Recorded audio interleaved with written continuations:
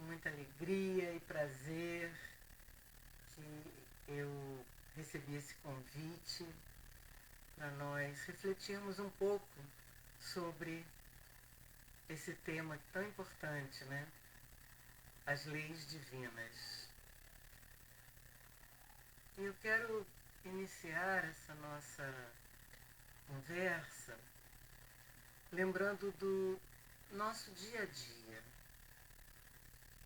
Sabe quando a mãe da gente, ou a avó, aquela pessoa muito querida, né, nos diz assim: filho, olha só, não faz assim, porque você pode se machucar, ou não vai por ali que você pode se machucar.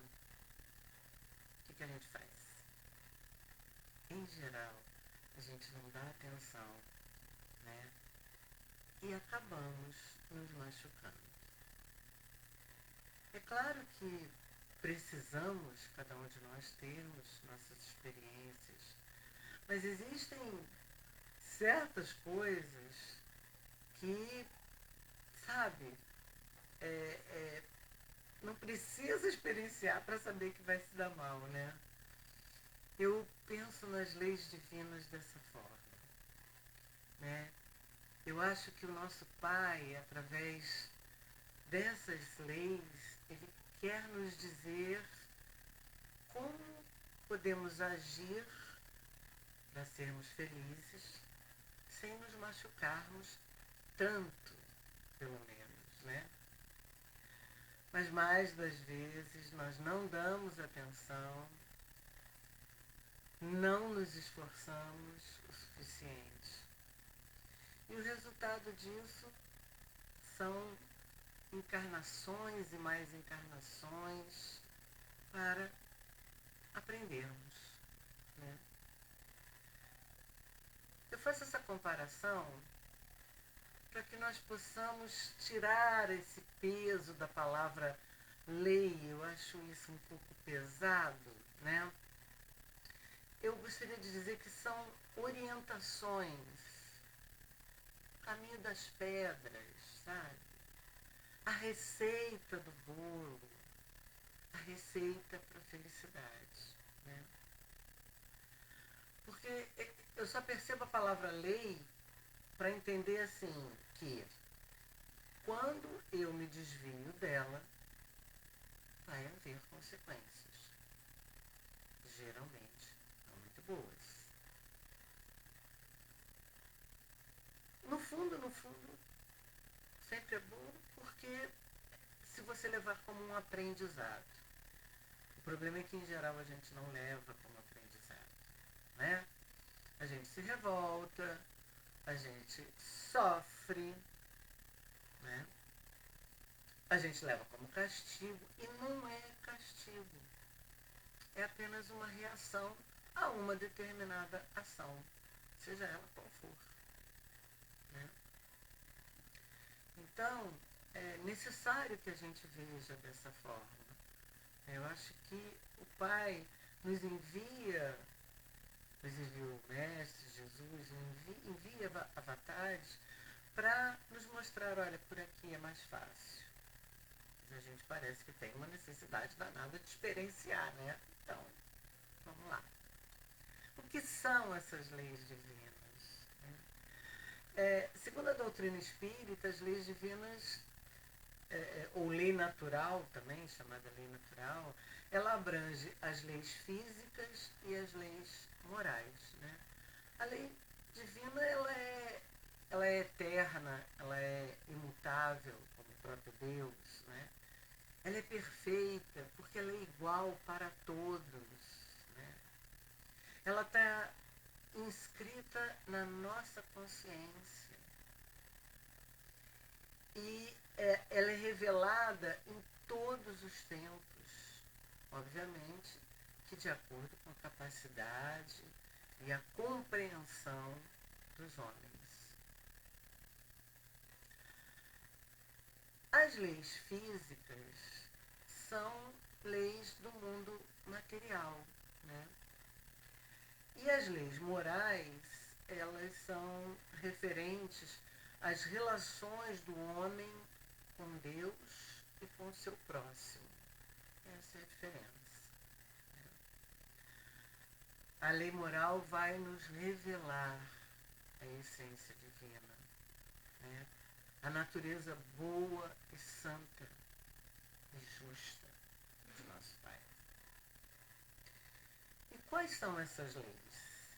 Bom, citando assim, na ponta do dedo, a gente tem a adoração, lei do trabalho, lei da reprodução, da conservação, da destruição, da sociedade, do progresso, da igualdade, da liberdade e, por fim, a de justiça, amor e caridade.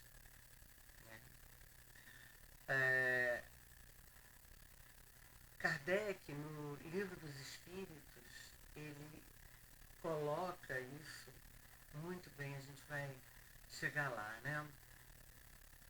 E quem são os reveladores dessas leis, né?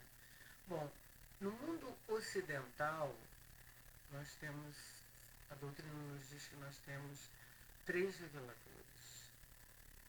Primeiro, Moisés, né, que traz o Velho Testamento. O Cristo Jesus, que vem trazer os ensinamentos do Pai, e através de seus apóstolos, né, temos o Novo Testamento. E depois os espíritos superiores, através da doutrina espírita, nos trazem mais explicações dessas leis, né? Elas são a aplicação da mensagem de Jesus, né, em nossas vidas, porque retratam as principais recomendações para que tenhamos uma relação fraterna, né, entre nós, homens. No Oriente, a gente está falando do Ocidente, mas no Oriente, aí são inúmeros avatares, né? Todos eles, obviamente, emissários de Deus, trazendo de uma forma ou de outra, mas as palavras de amor, né? Que é o que tem que nos regir. Mas nós vamos ficar aqui com o Ocidente, né? Dentro da nossa doutrina espírita, né? Que, como já comentamos, essas leis, elas estão escritas na nossa consciência. Tá? E qual seria a diferença entre a lei divina e a lei humana? Bom, como já dissemos, as leis divinas são imutáveis, né? São eternas, elas são soberanamente justas e caridosas. Elas são soberanas em todo o cosmos, né? Abrange toda a criação divina, zelando pelo equilíbrio e o progresso dos mundos. A lei humana, ela não é imutável, né? Ela varia, ela vai variar com a época, com a cultura e mais, né?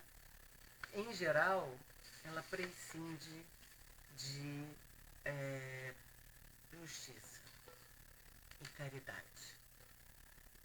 Nós observamos isso a todo momento, né? Então, assim, e a gente está falando em moral, o que seria a moral?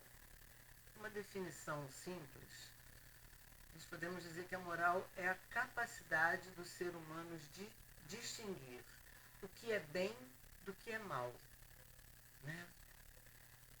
Naturalmente.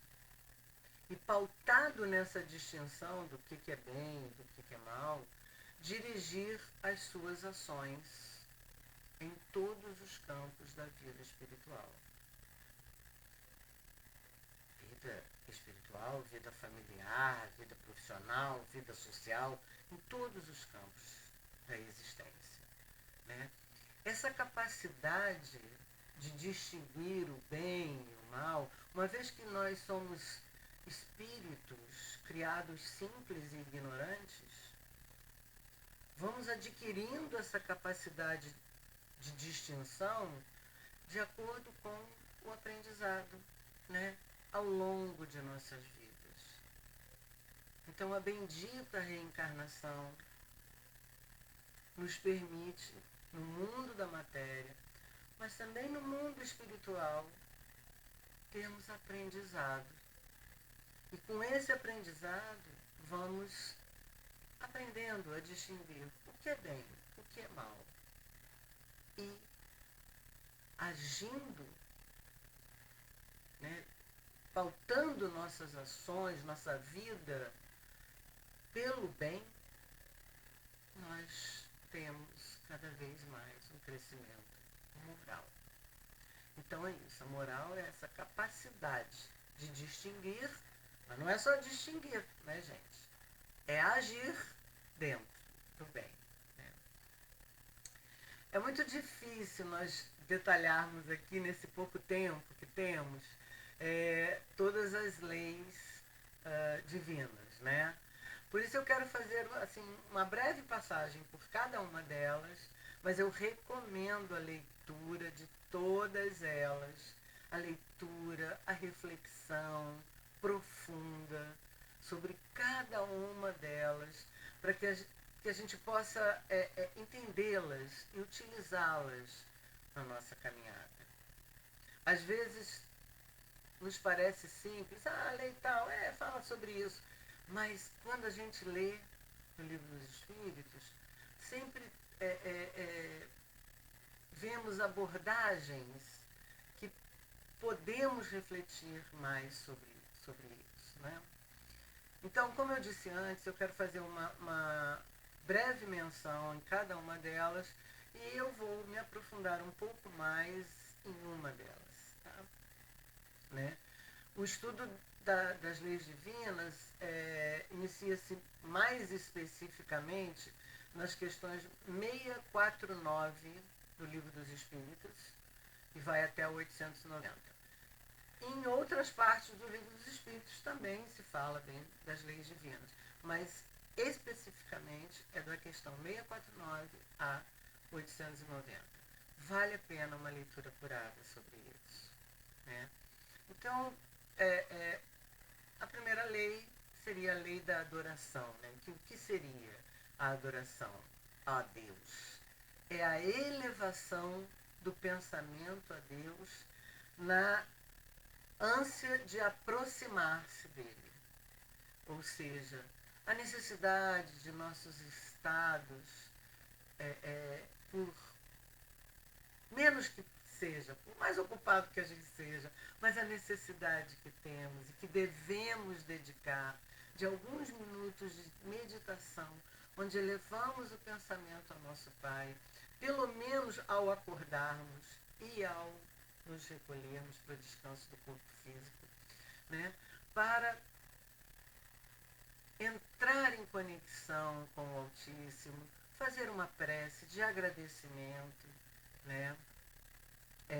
Essa é a verdadeira adoração, né? Tentarmos estar cada vez mais próximos ao nosso Pai, né? Porque não é aceitável uma vida contemplativa, né? Porque na vida contemplativa, se a gente não faz o mal, também não faz o bem. E a gente já sabe que não basta não fazer o mal, a gente precisa fazer o bem. Jesus disse, é pelas obras. Uma outra lei seria a lei do trabalho, né? O que é a lei do trabalho? É a lei que nos diz que o trabalho é necessário, o trabalho é imposto ao homem, né, como uma necessidade, como consequência de sua natureza corporal. Porque é óbvio, né, nós encarnamos para termos o contato com a matéria. E aí a gente vive só na contemplação? Não pode, né? Porque esse contato com a matéria e o trabalho, o estudo, tudo que temos em geral em nossa vida, é uma forma de aperfeiçoar a nossa inteligência. E aí a gente lembra que a evolução espiritual é moral, são as duas asas, é moral e a intelectiva também. E para o aprimoramento da inteligência, faz-se muito necessário o estudo, o trabalho, a troca. Né?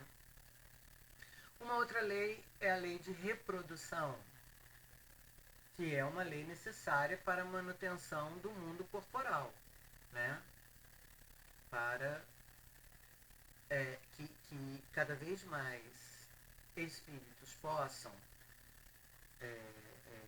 usufruir dessa bênção que é a encarnação, precisamos de corpos. E esses corpos, no nosso mundo, porque aí às vezes me falam, mas não poderia ser de outra forma? Talvez, poderia, né? Mas no nosso mundo, esses corpos ainda são feitos, vêm à Terra através da reprodução, né? Sabemos, da junção de um gameta e um espermatozoide. De que forma? Pouco importa, mas é dessa junção, ainda neste mundo, né? Isso é muito importante porque nos traz essa coisa da reprodução através de gametas, né? Nos traz como consequência a questão da maternidade e da paternidade, né? A responsabilidade que temos com essa questão. Então, no nosso mundo, a reprodução é uma lei muito importante ainda para a manutenção do mundo corporal. A lei da conservação, né, onde o instinto de conservação foi dado a todos, uns de forma mecânica, outros de forma racional, né, porque a manutenção da vida é necessária, né, ao aperfeiçoamento dos seres. Sabemos como é complicado a encarnação, né? Sabemos que tem uma fila danada e como é complicado todo o planejamento reencarnatório, toda a preparação espiritual para que isso aconteça. E então, nós temos que dar valor a isso. E o maior valor que podemos dar é através da conservação de nossas vidas, né? E por isso, o suicídio é algo tão preocupante, né? Porque é um agravo muito sério nessa lei, a lei da conservação. Temos também a lei da destruição. Por que a lei da destruição, gente? Porque a necessidade de que tudo se destrua para renascer e regenerar dentro do seu tempo.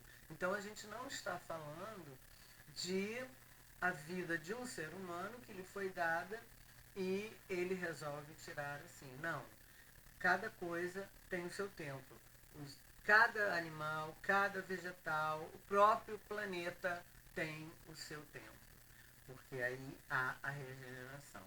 Essa destruição, na verdade, ela não é uma destruição, ela é uma transformação.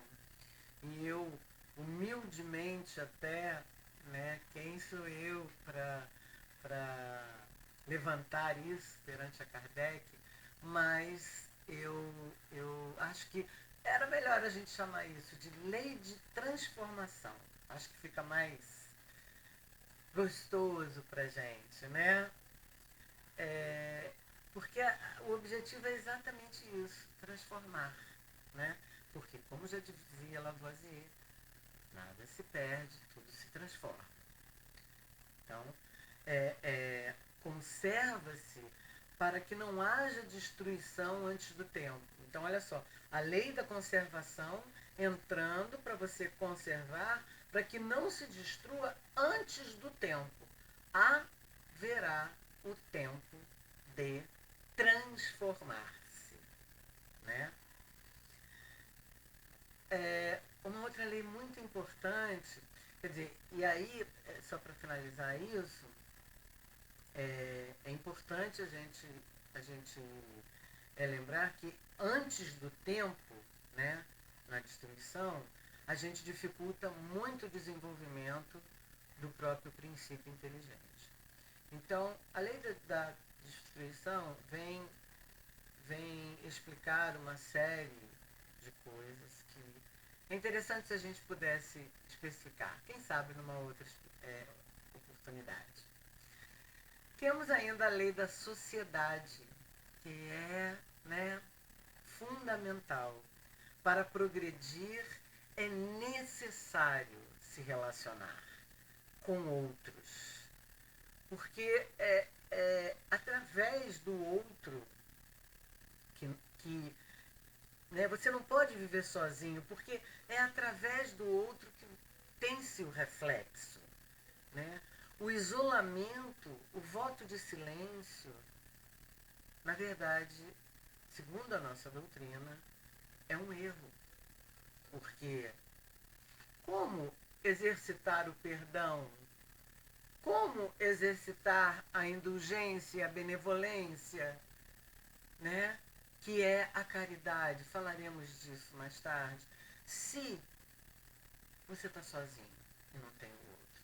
Então a reclusão não é algo recomendável, né, para o nosso aprendizado mesmo, né, porque não é só é bom para o nosso aprendizado e para o aprendizado do outro.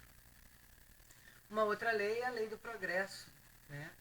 O homem deve progredir sempre. O aprendizado, o desenvolvimento são naturais e necessários, não é isso? É para a nossa evolução. Se somos criados simples e ignorantes e precisamos evoluir, né, nos tornarmos algo bem melhor para alcançarmos esferas melhores, precisamos aprender, precisamos desenvolver. E como fazer isso sem progredir? Em todos os campos, seja no moral, seja no intelectivo. Então a lei do progresso, né, é necessária, né? Nem todos ao mesmo tempo, claro, cada um no seu tempo. Nem todos do mesmo modo, claro, cada um a seu modo. Mas é assim que os mais avançados te ajudam aos outros, né? Pelo quê? Pela lei da sociedade, pelo contato social. Então, olha como uma lei interage na outra, a lei da conservação nos faz conservar até dar o tempo da transformação, né? A lei de sociedade nos faz comungar juntos para que um ajude o outro no progresso, no desenvolvimento necessário para nós enquanto espíritos. Né? Uma lei, uma outra lei seria a da igualdade. Isso é tão importante, né? Todos os homens são iguais perante a Deus. Jesus disse, somos todos irmãos. Tão difícil isso hoje em dia, né?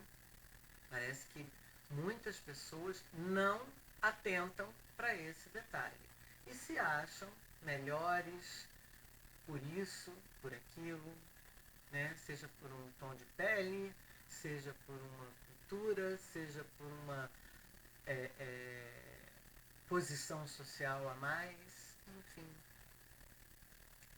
É uma lei que fala da desigualdade das aptidões também, das desigualdades sociais, das provas de riqueza e de misérias, né? E fala da igualdade do direito diante do túmulo. Então, é muito importante lermos essas leis, né, no Livro dos Espíritos, porque nos faz pensar em coisas do nosso dia a dia, do mundinho que estamos vivendo. E talvez nos ajude a reagir melhor ou a agir melhor em cada momento. Penúltimo, a lei da liberdade, né? Porque ela nos diz assim, olha, não há liberdade absoluta, porque todos necessitam uns dos outros. E é a maior verdade, né? Que vai de encontro também à lei da sociedade, que nos diz que não podemos e não devemos viver sozinhos. A lei da liberdade nos diz dessa necessidade de estar um com o outro e por isso nós não somos totalmente livres. E a gente conhece pessoas, né, que vivem no seu mundinho dizendo eu não preciso de ninguém, porque eu tenho o meu salário, eu posso comprar isso e aquilo. Nem tudo, nem tudo. Né? E ela fala da escravidão, ela fala da liberdade de pensar, que está tão em moda hoje em dia, né? Tão difícil de conjugarmos essa liberdade de pensar e de se expressar de uma forma amorosa e educada. Né? Como está difícil hoje em dia. Ela nos fala do nosso livre-arbítrio, das fatalidades e até do conhecimento do futuro. É uma lei também muito importante, como todas as leis divinas. Mas, nesses nossos últimos minutinhos, eu quero me demorar um pouquinho mais sobre a última lei, a 10ª lei, que é a lei de justiça, vírgula, amor e liberdade. Percebam que não é lei da justiça, lei do amor, lei da caridade. Perdão, eu falei liberdade, mas é caridade. Lei de justiça, amor e caridade.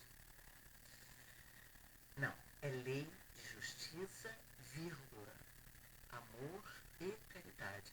É uma coisa só, porque está tudo junto. Né? Eu escolhi essa lei para falar um pouquinho mais, porque eu acredito que, de certa forma, ela abrange várias outras, né? Se não todas. Se não todas. Em essência, a justiça é um sentimento natural. A gente tem isso em essência. Tanto que, naturalmente, nós nos indignamos com certos atos injustos que presenciamos. Né? É fato que isso está ligado ao progresso moral e aos costumes de uma cultura, lógico. A questão da justiça, ela está ligada a uma cultura, determinada cultura. Uma coisa muitas vezes é justa numa cultura e não é em outra. E frequentemente elas se misturam com as paixões que alteram esse sentimento de justiça. Esse é o grande problema. Né? É o grande problema, porque a justiça, muitas das vezes, nós aplicamos ao outro. Quando implacavelmente o condenamos. O mesmo fato, se for feito por nós, ou por um grande querido nosso, um filho, algo assim, mas aí a gente arranja uma desculpa, né? Então, as nossas paixões, os nossos vícios, deturpam muito esse sentimento que é uma essência natural nossa, a de ser justo. A justiça consiste no respeito aos direitos de cada um. E o que determina esses direitos está nas palavras do Cristo. Como eu vou saber? Não façais aos outros o que não quereis que vos façam. Simples assim. Né? Porque às vezes tanta gente... Como é que eu vou saber uma frase que o Cristo disse? Nos ajuda na linha disso, né? Para viver em sociedade é necessário respeitar. E o respeito está na base da justiça. Quando não há respeito, já não há justiça, de pronto. É necessário também o direito do outro de propriedade, né? Observarmos, respeitarmos o direito de propriedade. E aí nós pensamos no roubo. Nessa parte, no Livro dos Espíritos, ele fala exatamente sobre isso. Né? O primeiro direito do homem é o de viver.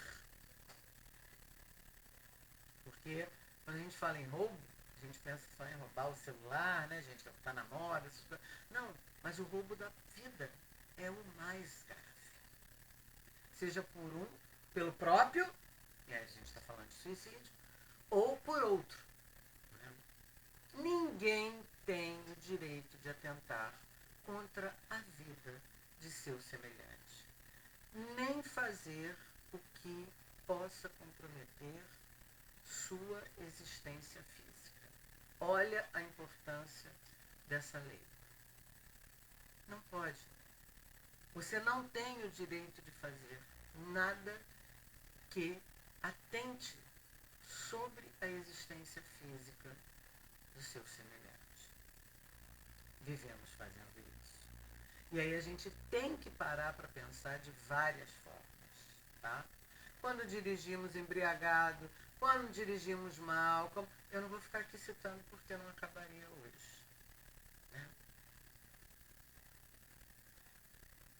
Os bens de propriedade material, né, eles são legítimos quando adquiridos de forma sem prejudicar a ninguém, lógico.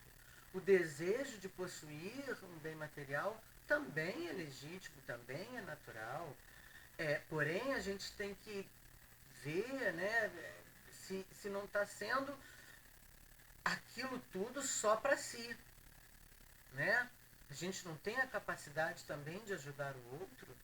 É necessário ver isso, porque senão passa a ser egoísmo. É meu, é meu, é meu, tudo é meu. A justiça, ela se aperfeiçoa no amor. E o amor, eu acho essa frase muito bonita, que não é minha, tá? A justiça se aperfeiçoa no amor. E o amor se expressa na caridade. Então, uma coisa é o sentimento, outra coisa é a ação desse sentimento. Não basta dizer, eu amo, e parar daqui. Não. Você precisa expressar esse amor. E a expressão desse amor é a caridade. Né? É um sistema tríplice entre justiça, amor e caridade. Por isso a lei é justiça, amor e caridade. A justiça humana, ela, sabemos muitas vezes, não é justa, né? Por quê? Porque ela tem muito pouco amor e menos ainda caridade. Né? E o que é caridade? Já que estamos falando tanto em caridade, o que seria caridade?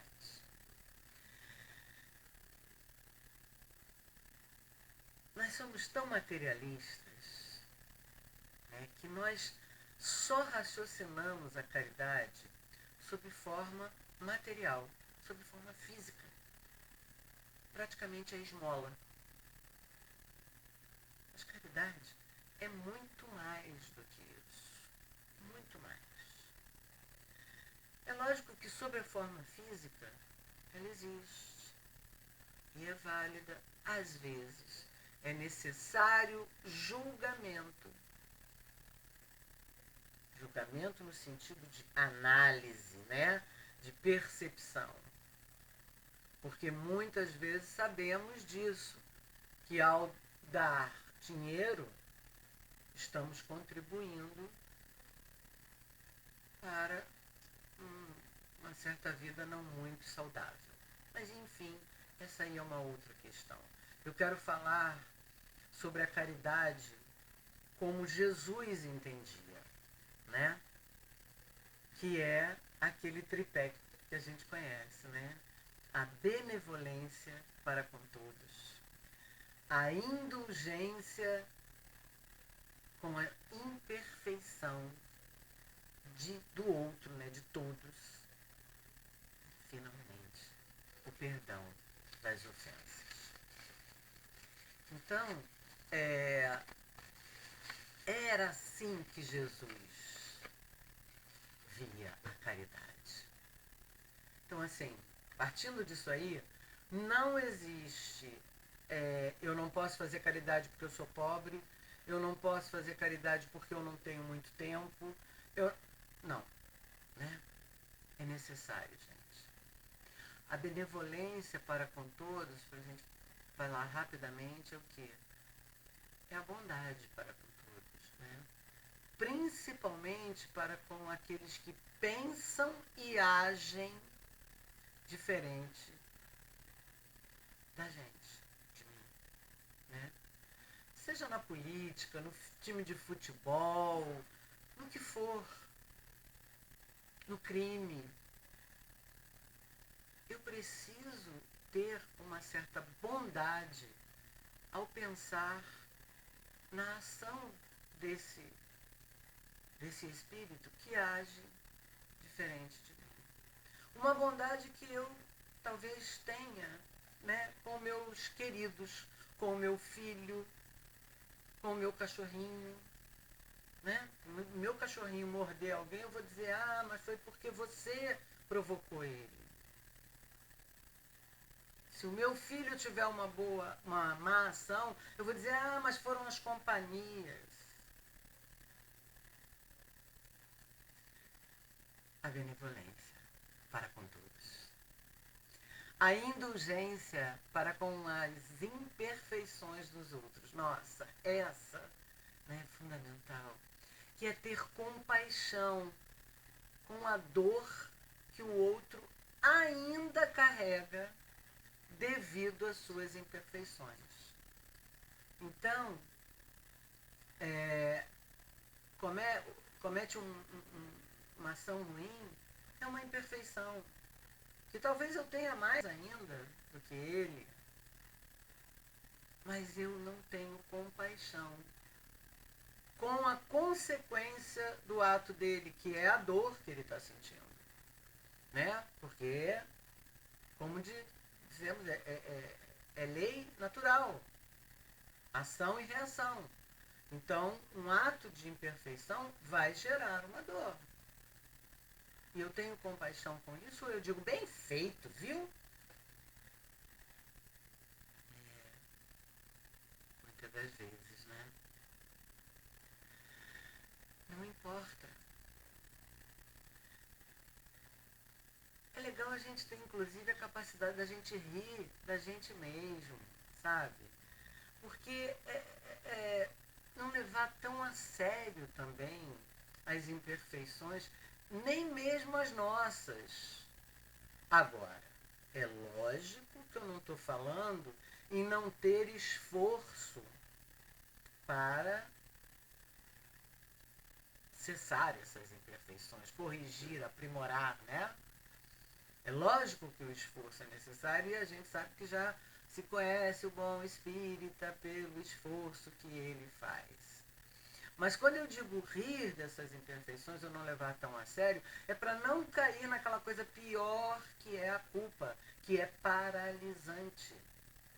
Então, ria da sua imperfeição, chame o mentor e diga, me ajuda aqui porque eu não quero mais fazer. Mas eu não vou entrar na culpa porque a culpa me paralisa. Então é isso. Com a minha imperfeição e principalmente com a do outro, né? Por último, gente, o tripé da caridade, que é, assim, fundamental. O perdão.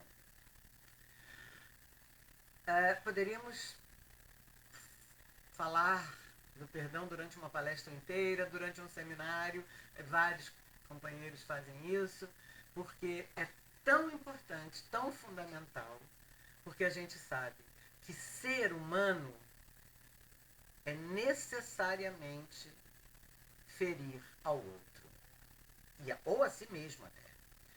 É condição sine qua non do ser humano.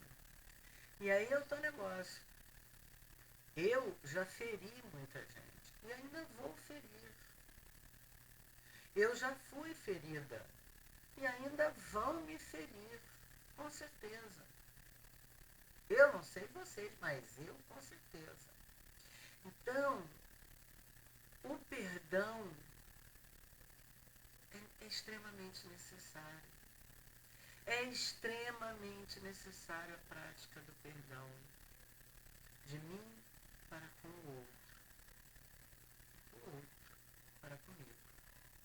Mas não é simplesmente, né, se dizer, me desculpe e vai embora. Não, perdão a gente sabe que é aquilo, né? É observação, é arrependimento, é uma análise profunda e arrepender-se e reparar o erro, tá? Reparar aquilo que foi feito de errado e, como Jesus dizia, vai e não peques mais. Ou seja, tentar não repetir aquela ação. Porque, né, também não dá pra gente ficar, faz e pede desculpa, faz e pede desculpa. Isso vai ocorrer ao longo da nossa vida devido ainda ao nosso estágio evolutivo. Mas a gente precisa se esforçar para isso.